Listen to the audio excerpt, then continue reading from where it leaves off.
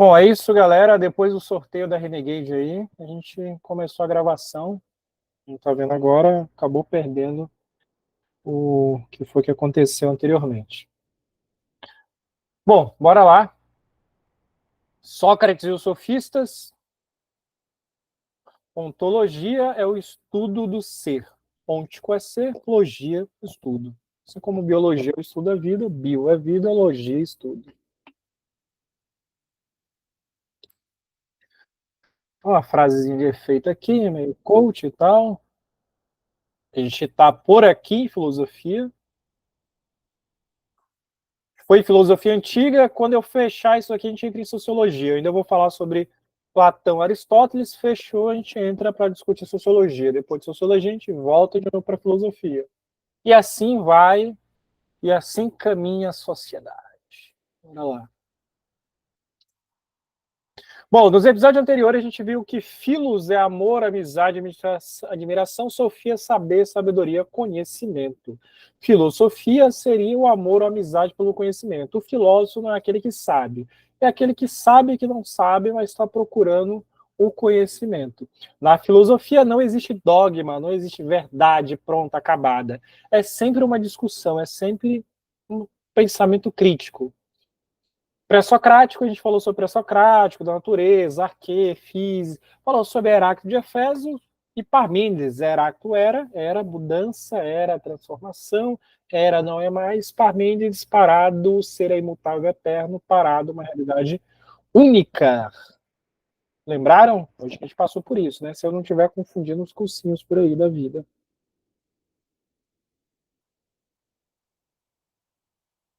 Bom, esse é o resumo aqui. A gente está em cosmológico, é como eu costumo dividir.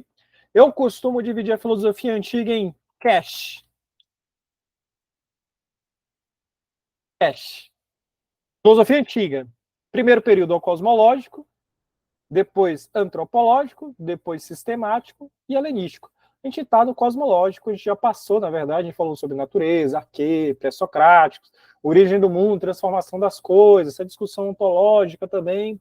A gente vai entrar agora no período antropológico. Por que antropológico? Porque agora são questões humanas.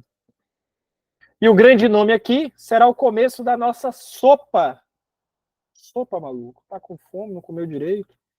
Sopa. Sócrates, Platão, Aristóteles. Assim que eu chamo. Sócrates, Platão, Aristóteles. É só para eu saber que primeiro é Sócrates, depois Platão, depois Aristóteles. Platão foi discípulo de Sócrates, Aristóteles discípulo de Platão. Difícil isso aí?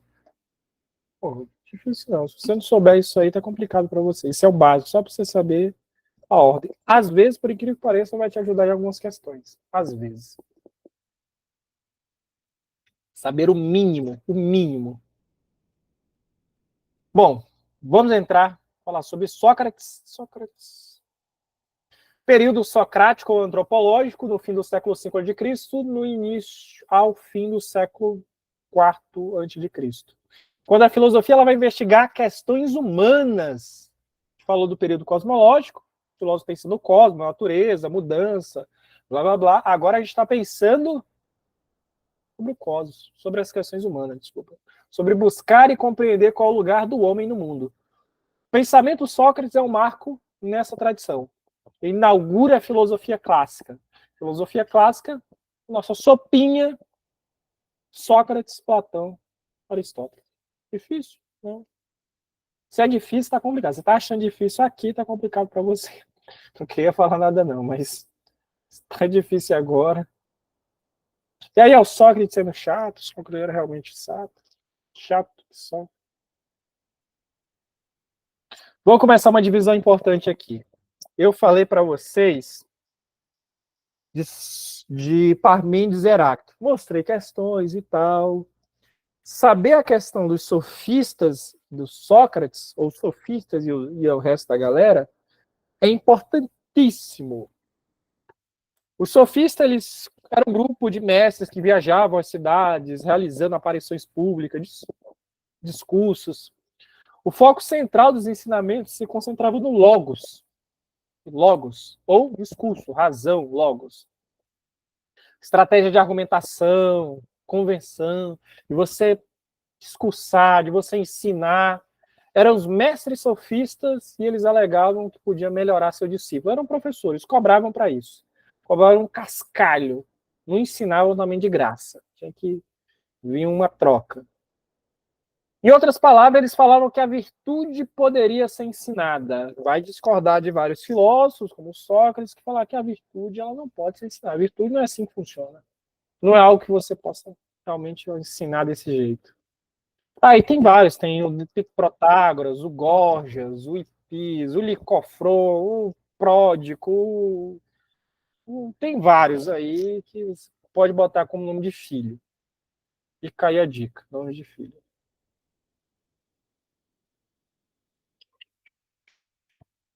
Eles ensinavam conhecimento úteis para o sucesso dos negócios públicos e privados, sem qualquer preocupação com a busca da verdade. Aí a palavra sofista, com o tempo, principalmente para a gente, começou essa ideia de argumento falso, de sofismo, de demagogo. Começou essa ideia de um fulano é sofista, fulano é vendedor de ideias. Pode falar aí quem está com a mãozinha para cima. Lembrar que está sendo gravado. Meu professor definia eles como mestre das falácias. Pode ser, tem várias definições aí para isso, mas a gente vai ver uma outra discussãozinha sobre eles que é importante.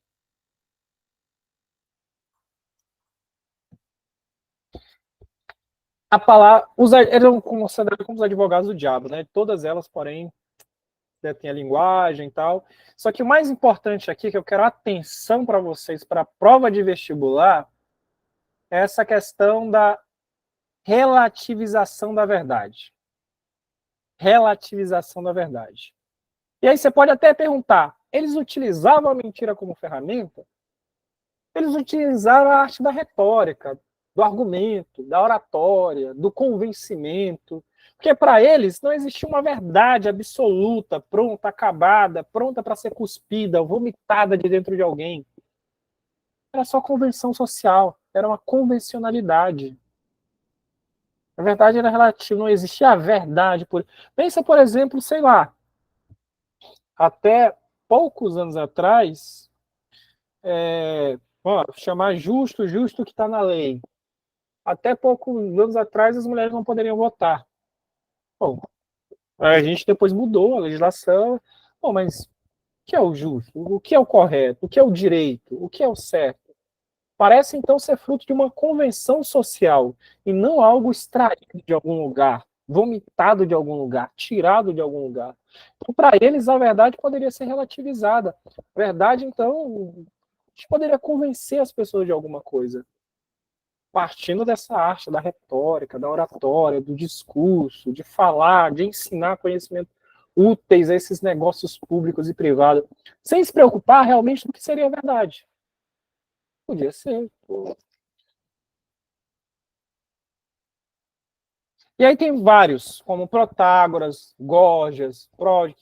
Eu não vou falar muito sobre eles, não vou entrar muito nessa discussão, assim, de cada um, a gente vai parar aqui em cada um, mas só para vocês saberem. E importante aqui de Protágoras, essa frase aqui, o homem é a medida de todas as coisas. A verdade, ela não é absoluta, nem tão pouco humana, mas é simplesmente individual. Oh, eu perdi agora. Pensa, meu amigo, pensa no avião. O avião é grande, não é? É, eu acho que é. Formiga. Formiga é pequena, beleza, mas para onde é que você quer com isso? Eu não entendi. Para onde é que você quer?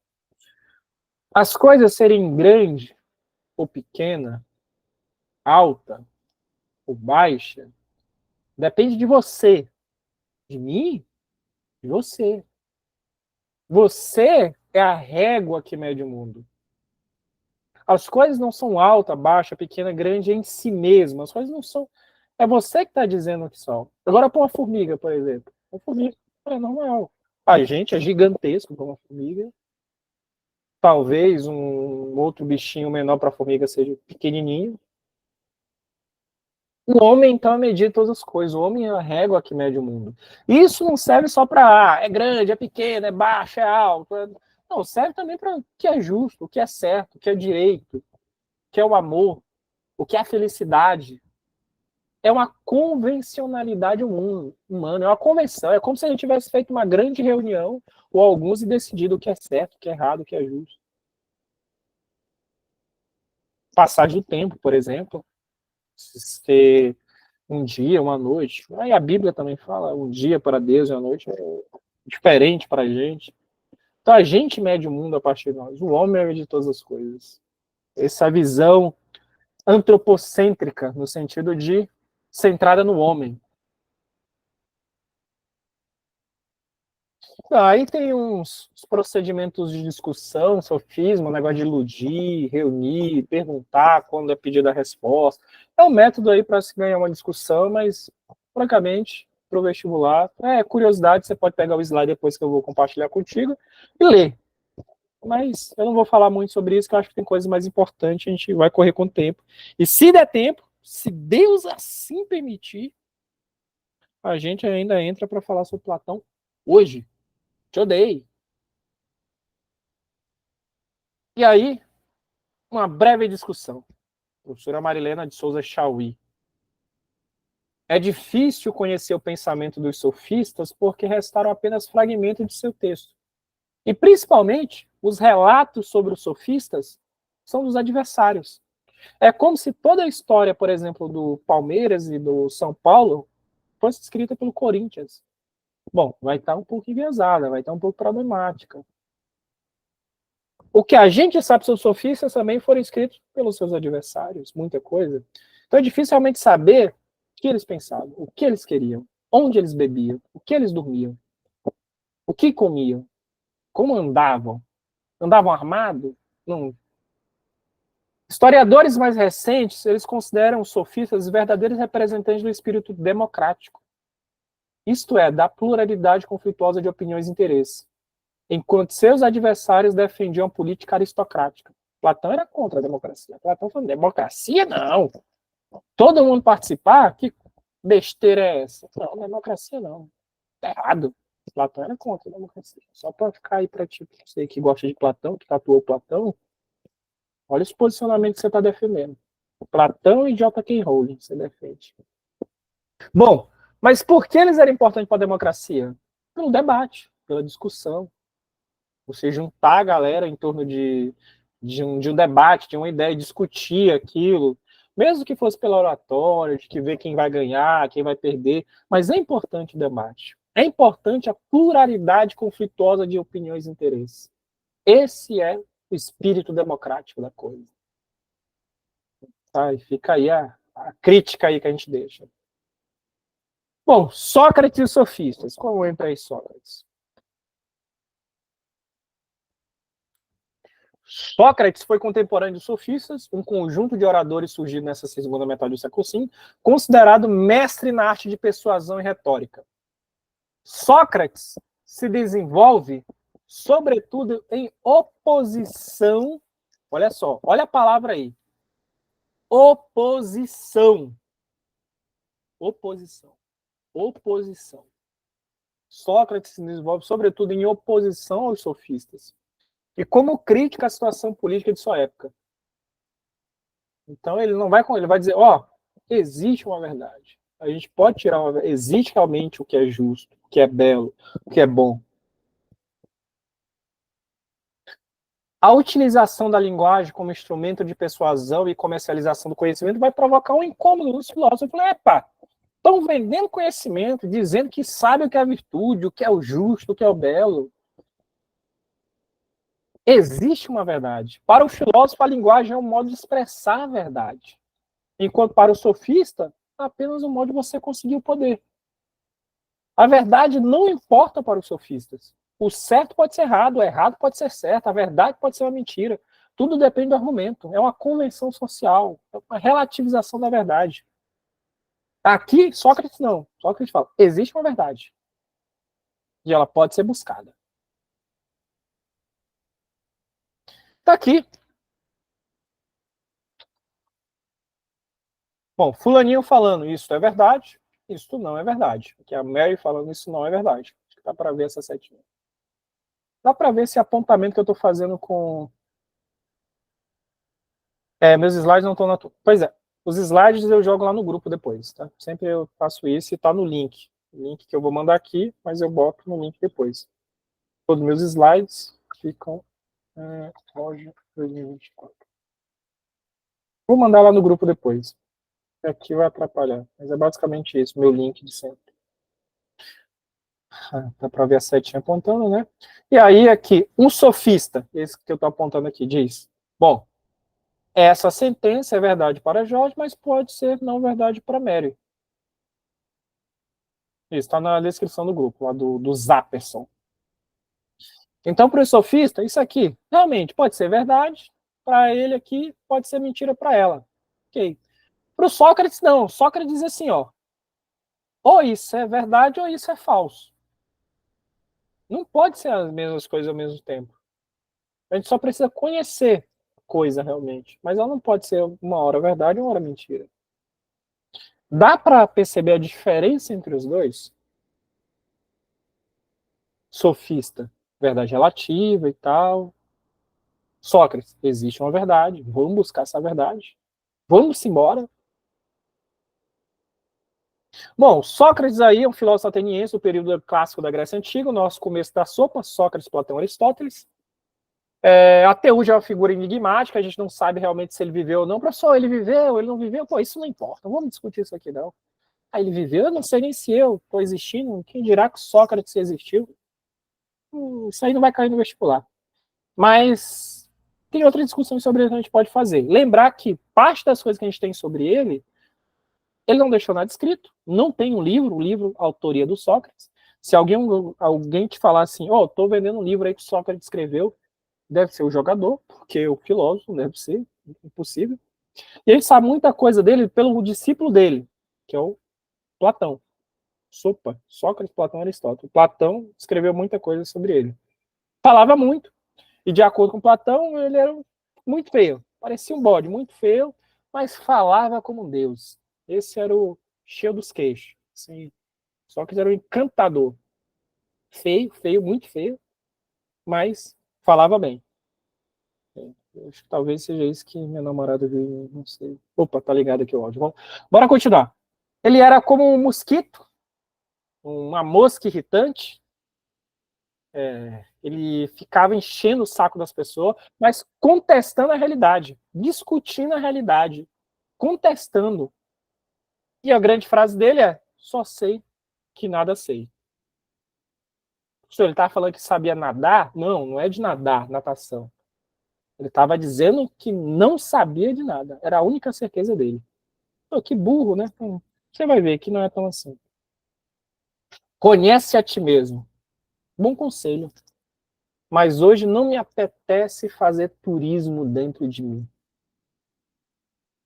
Conhece a ti mesmo, tomando como lema da filosofia do Sócrates, é uma máxima délfica que foi escrita no pronal, no pátio do templo do Apolo. Que tem aqui a fotinha para vocês. Os gregos antigos eles procuravam um oráculo para receber conselhos acerca das mais diversas situações e assuntos. Sócrates chega no oráculo e diz: Hey, teacher, e aí, me dê um conselho. Aí, falando sobre os sábios, o oráculo falou assim: Sócrates é o mais sábio dos homens, pois é o único que sabe que não sabe. Como assim? Que viagem é essa?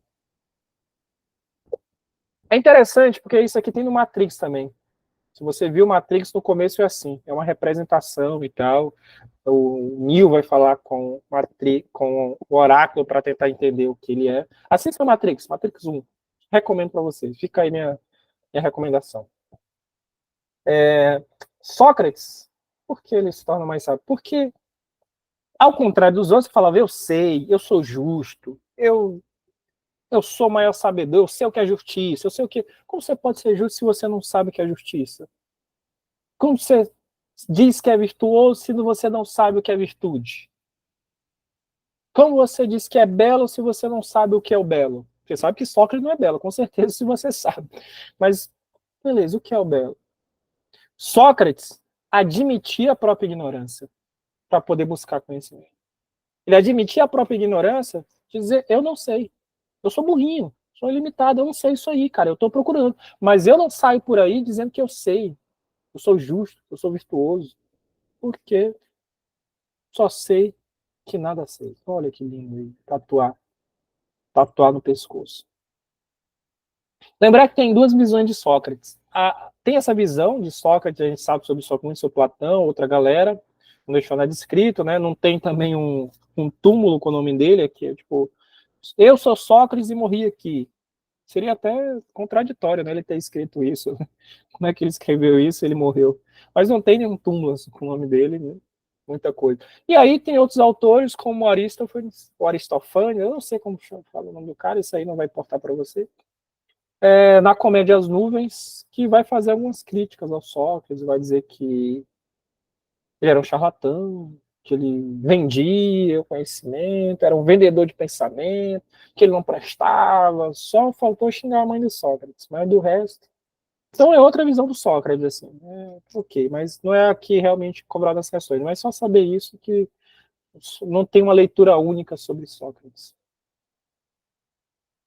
E aí, se você assistiu o grande seriado mais famoso da televisão brasileira, é o Chavo del Ocho, o Chaves do Oito, você vai lembrar que o seu Madruga falava assim: só os idiotas respondem uma pergunta com outra pergunta. Bom, Sócrates era esse idiota. Ele respondia perguntas com outras perguntas. Ele fazia várias perguntas. Ele questionava as pessoas. Ele tentava instigar a pessoa a chegar a um conhecimento. Ah, justa isso, não isso, e aquilo. Ele vai perguntando, perguntando, inquirindo, fazendo perguntas. Esse era o método dele. E aí falava sobre a virtude, do como conhecer, que o conhecimento e virtude começam a se tornar sinônimos. E um método dialético, esse método de perguntar, esse método dialético de vai, volta, essa discussão, esse diálogo. E aí tem os passos. Primeiro, a exortação, convite ao diálogo, vamos aqui conversar. A indagação, o questionamento do tema que vai ser dialogado. A refutação, na exposição dos preconceitos para que possamos rebater. E vem aí, a pessoa, não vou decorar isso, pelo amor de Deus, pula isso aí. Isso aqui você tem que lembrar. Maiêutica. Maiêutica. MA. Isso você tem que lembrar. Tatuar. Fazer uma tatuagem nas costas. Trata-se de parir o conhecimento. Após a depuração, a filtração oferecida pela refutação, agora é hora de parir o conhecimento. Conhecer a ti mesmo. Sócrates, ele caracterizou esse método como a êutica, que significa literalmente a arte de parir, a arte de fazer o parto. A mãe dele tinha esse ofício de parteira, e ele dizia também que se considerava um parteiro, mas um parteiro de ideias. Por esse questionamento, por esse método dialético, através da maiêutica, fazer parir a ideia, um parteiro de ideias. O papel do filósofo, portanto, não é transmitir um saber como sofista, pronto e acabado, é isso aqui, mastigadinho para você, na sua boca. Não.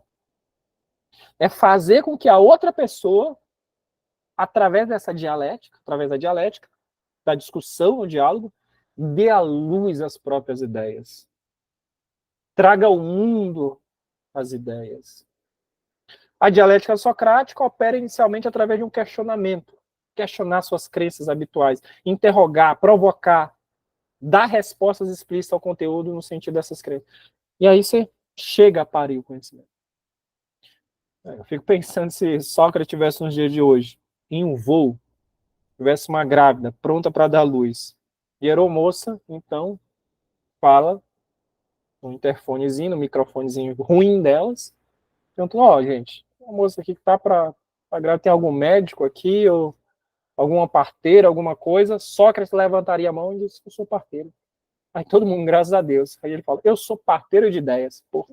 Aí tu acabou, Sócrates. Parteiro de ideia é uma profissão muito bonita para se dizer. Bom, era um parteiro de ideias.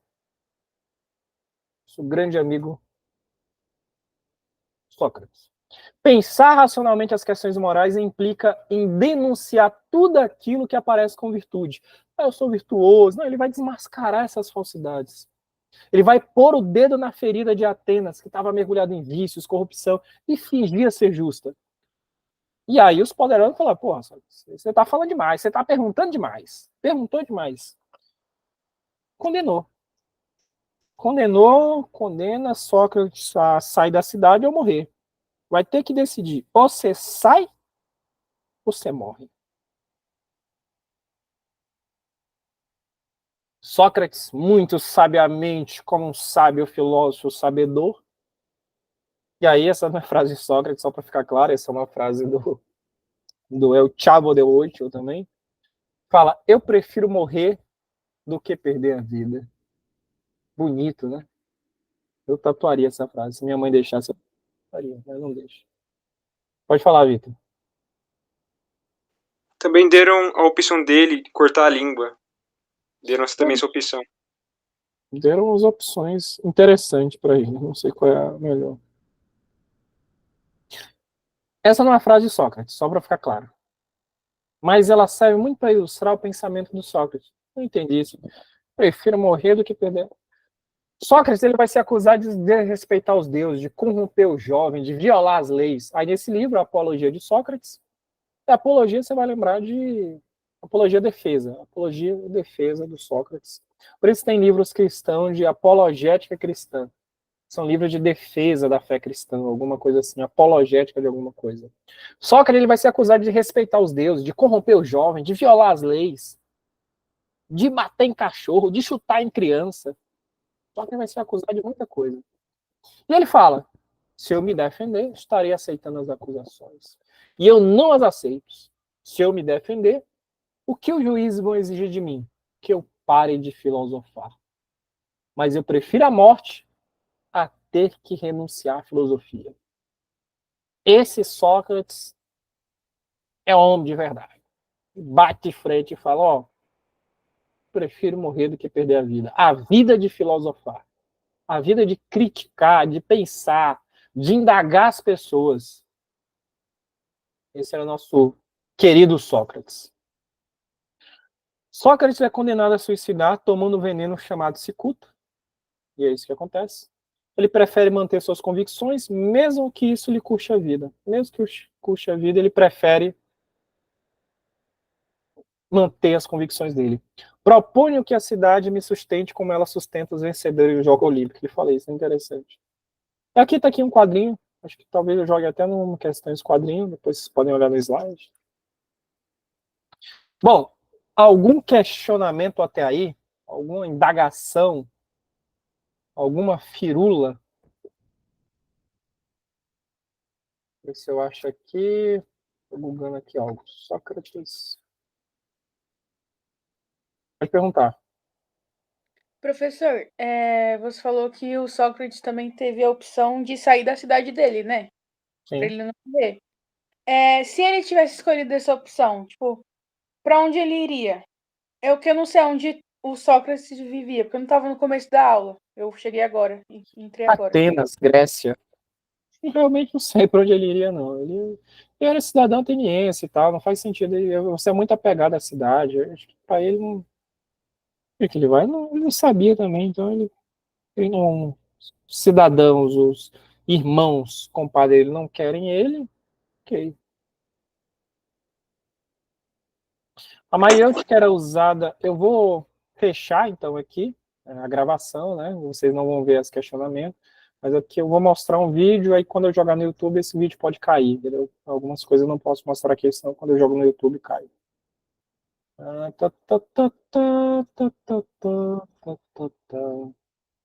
Parar a gravação.